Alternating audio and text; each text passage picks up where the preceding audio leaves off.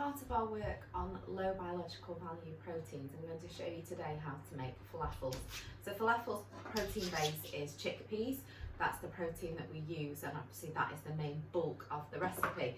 So a traditional falafel is base of chickpea only. What I've done is I've boiled some sweet potatoes just to add to the flavour, to the richness, and to change the colour slightly.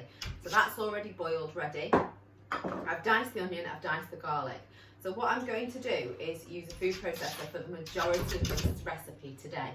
I am first of all going to blast the onions just to dice them, and then I'm going to lightly fry them before adding them back in just to soften them and get that sweetness out with the caramelisation. So popping the onions into here. The garlic I'm not going to do. The garlic doesn't need very much cooking anyway, so just chopping the garlic in the mixture and then it being fried as a falafel will be absolutely fine. So popping this in, I've got my blade in secure, the handle is opposite, and then I can pop this on and it will work, hopefully. Okay.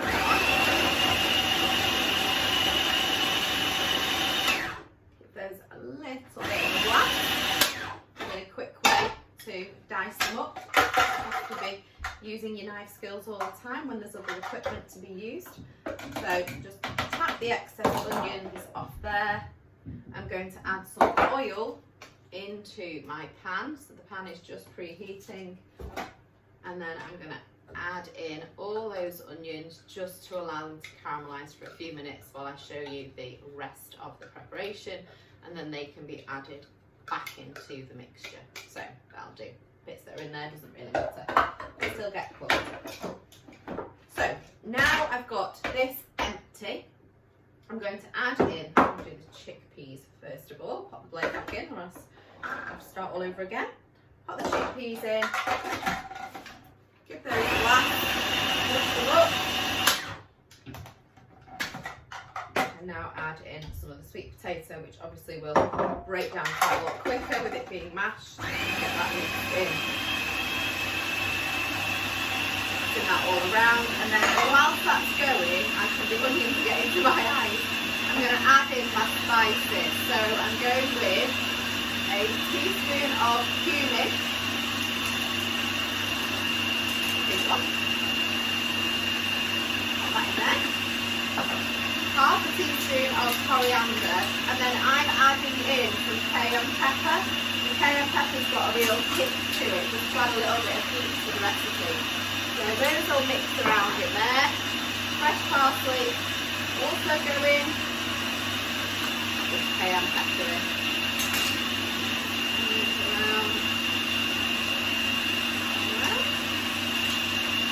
So half a teaspoon of cayenne pepper because it is really spicy. Pop that in there. And then I'm just going to salt and pepper it. By putting it in through this nozzle, everything can happen in here to save you with washing up, which is a real bonus. Take that off, like that. And now we've got that mostly mixed up. Let me just check that the herbs have actually gone all the way through. A little bit more of a blast. It's just it's the parsley actually. The parsley is just not quite mixing in enough. So that is ready, apart from a little quick blast, which I'll do once I've added in these onions. And then the only other ingredient I've got is some flour, and that's just going to dry it out. If it's quite a wet mixture, when pop onto here, the sweet potato is going to have quite a lot of moisture to it. Without the sweet potato, you probably wouldn't need the flour because the chickpeas are quite dry. But I'm just going to add the flour to it just to dry it out a little bit like if you were doing meatballs or burgers. If you were doing, say, lamb, which is quite fatty mince, then it will be a lot wetter, so you might want to add the flour, whereas if you're using beef, you wouldn't need to as much, especially if it was lean beef. So it's just about the type of ingredients you're using, so whether you're going to need to add in these additional ones, but the flour will just make it a little bit easier to handle. So keep these frying. Take that away. Garlic, probably should have put that in with the chickpeas actually, so I'm going to just give that a little bit more of a blast. Those mixed in. So I'll fry this. And then I'm going to do two different methods just to show you the different outcomes. I'm going to fry some as I'm filming, as little patties, and then I'm going to put some onto a baking tray and pop them in the oven so that you can see there's two different ways. You don't want to scan cooking all the time, with it. You can pop them onto a pate and then you can put them in. You can also freeze these for a later day, or you can make them today and they'll last in the fridge for a few days, which is good.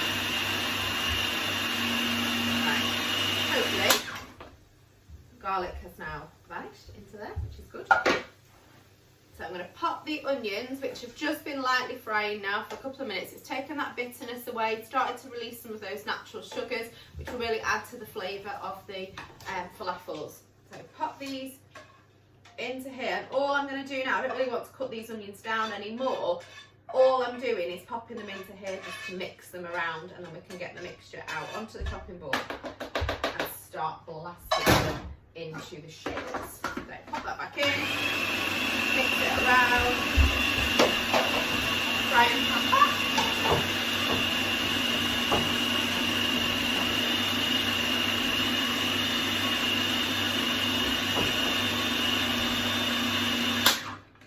Right, so what we're going to do now, I'm going to take that out, do feel it out of the way, and then we're going to place it onto the chopping board in little pieces so that we can start shaping it. So I'm just going to grab a spatula, get it out from around there, and you'll be able to see what the mixture kind of looks like. So it's quite a loose mixture.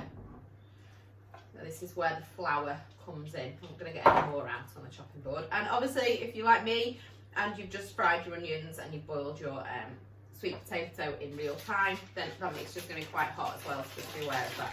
So probably about a tablespoon of flour just to pop into there, and it just means that we can then grab it, knock it around, roll it a little bit in the flour, and then they can be fried. Okay, so all I'm trying to do is make it so that they're quite a round shape. Just grab a little bit more, like so, and then pop them in there and allow them to seal. So that's what we're going to do with a few of them. So again, knocking them around, put them in. That one's got quite a lot of parsley in it. Maybe a bit of that parsley. Pop them in. Probably do 3 at a time. You don't want to really do much more because you want to be in control. Okay, you don't want to end up with one of them burning because you're still trying to turn the other one. So 3 of them into there now. Got dirty hands, but grab my baking tray. A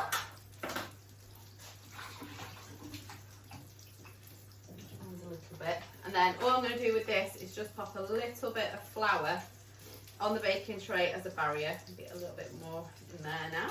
Get some more mixture out in a minute. And again, exactly the same as what I was doing. Turn them all around into the balls and then pop them down onto the tray. And it's not about being perfect with these at all. They're really rustic, popular Moroccan-y type food. I serve mine with some red pepper hummus later. So pop them on and then they will bake in the oven. So just get that last bit of that one. I mean, they're frying nicely now as well. Just trying not to make my hands all too dirty. Mixture, move it all around a little bit. And pop them on so you can see they're like little patties. So I'm going to get a bit more of the mixture off, make sure that I'm not wasting any. Oh, the onions making my eyes water. Last bits out. Spatula's amazing because it's great right the way around the edge so you don't waste any ingredients. All the way around. And what's really important is not to turn these too quickly. You need them to be really lovely and crisp and brown underneath. If you turn them too quick, they're just going to flop as you try and turn them over, which isn't ideal. Right, last bit of flour on this mix. So I'll probably use 2 tablespoons of flour in total, 1 on each of them, of the mixes. And as I said, because of the sweet potato, they are quite a wet mixture, so the flour really does benefit because it helps keep the shape. I'm going to get 2 more out from my baking tray, and then we'll pop those ones in the oven. They don't really need turning over. You'll have the residual heat, the conduction from the baking tray, but you'll also have the convection going from around the oven as well, which will really help form these.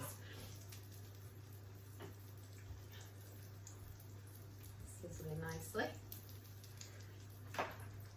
So, before I do it, rinse my hands again. My whole sink is now full. And then those are going to go into the oven. So slide those in for about 15 to 20 minutes. Literally my eyes are pouring now because of the onions. So what you want to just make sure that these are doing is actually setting underneath. So you might want to give them a little bit of a prod and turn them over. Yes, there's a nice little bit of crispiness happening underneath there. So over, I'm chasing that one around the frying pan. Turn it over and turn it over. Now I'm attaching to those. So you can now see that they're nicely fried on one side. Make sure the oil's going all the way around. And get those like so. I can probably get one more in there, start that frying while the other ones are finishing off. It's a bit too big. Pop that in, allow those to fry. I'm going to turn them over again and then I'll pop back to you at the end to show you how they have finished. As you can see, finished frying now. Just got one more to bring out on the plate. We've got these lovely patty type shapes. So they're still quite moist in the middle because of the potato, but they've really crisped up on both sides. So as they start to cool, falafels generally are served warm or even cold. But as they start to cool, they will harden even more. They've got a lovely golden colour to them. So I'm just going to take this last one out, pop that on the plate as well. And then you can see that I've served it with some hummus, and obviously I've just decorated it with some parsley. So the ones that are in the oven, I'm just going to take out now. These ones have crisped up. They're not as flat because they've not been flipped so much, but you can see the browning of them. They've really crisped up in a very similar way, and they could also be served. They look a little bit like cookies actually, the way they've gone. But you can just remove those very, very carefully. Can